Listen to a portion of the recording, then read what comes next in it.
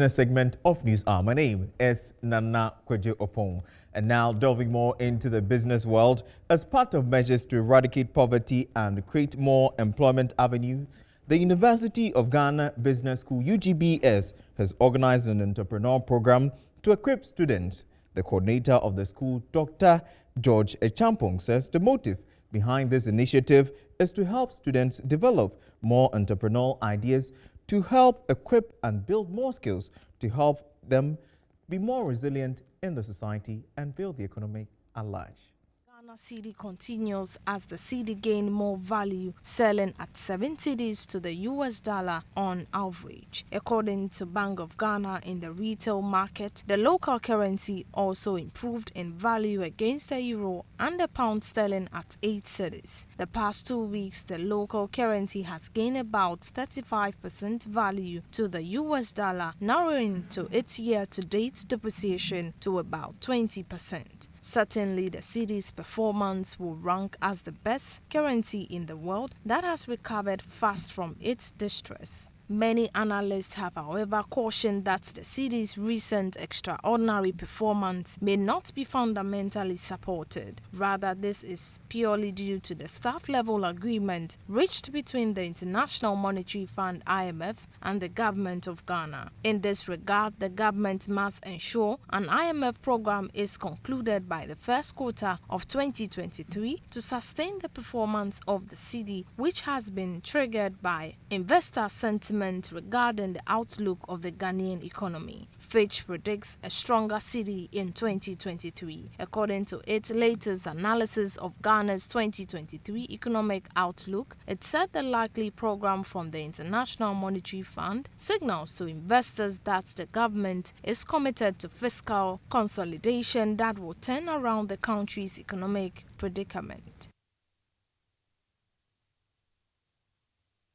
Well, the visual that you just watched is the Ghana cedi, which has just in a week continued to strengthen against the US dollar and other major foreign currencies. And now still on the Ghana cedi, now in a week it has continued to strengthen to trend against the US dollar and other major foreign currencies. And as a result of that, the major oil marketing companies, OMCs, in the country have started to have also reduced their prices of petroleum products at the pump stations. The market leader of oil has reduced the price of petrol to 13 Ghana cedis 40 pesos per litre, representing more than 2 cedis drop from its previous price. Diesel is also going for 16.10 Ghana cedis per litre from the previous 18.86 Ghana cedis. Some of the oil marketing companies' OMC's reduction in the prices of petroleum products has mostly been influenced by the regaining of the cedi strengthened against the dollar.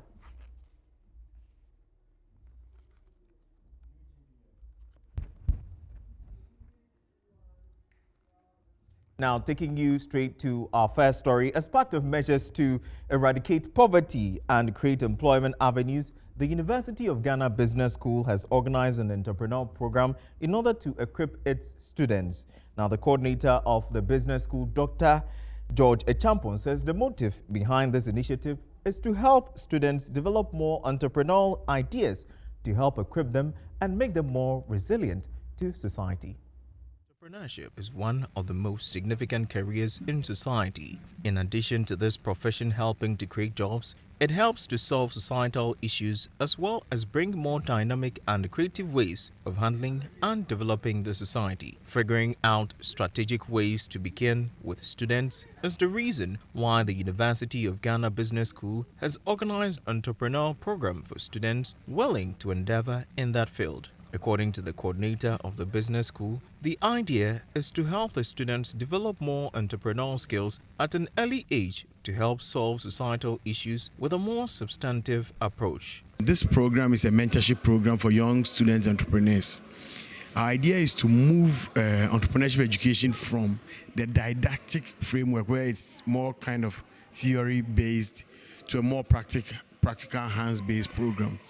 So basically what we are seeking to do is to bring students on board by providing them with mentors and coaches and experts in several areas that can support their businesses. So as you probably are aware, with this particular session that we've had people take them through sales and marketing. We've taken them through intellectual property programs. We've taken them through basic bookkeeping and accounting. We've done negotiation. So these are skills that are needed by young entrepreneurs to succeed. And if they succeed, the benefits are enormous, because if we have about 100 of these people succeeding and starting their businesses, then what that means is that if these 100 people even start micro enterprises employing 5 people, that means that we have 500 people that have been employed. And for 100 people to come out of this program every year from a student population of about 70,000, that shouldn't be much to achieve.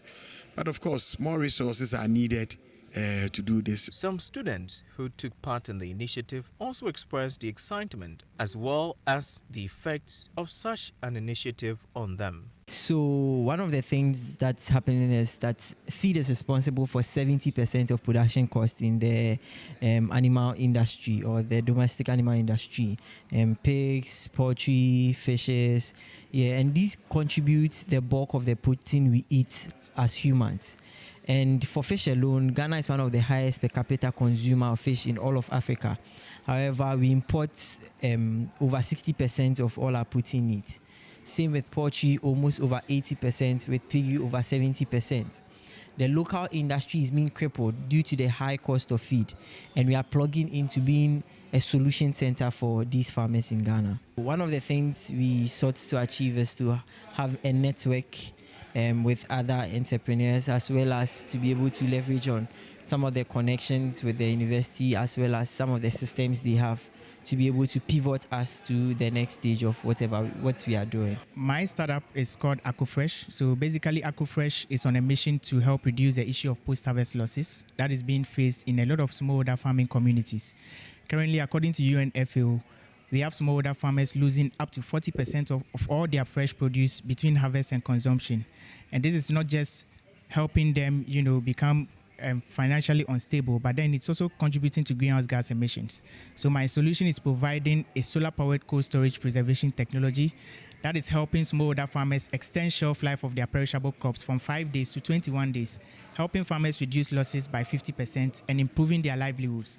Most importantly, the solution is also creating green jobs, because our solution is a green technology, and then helping young people to be, skilled in green energy solutions, and being able to mount these solar panels is also a step in the right direction, with equipping young people with these necessary skills and also improving green jobs all across Ghana and Africa.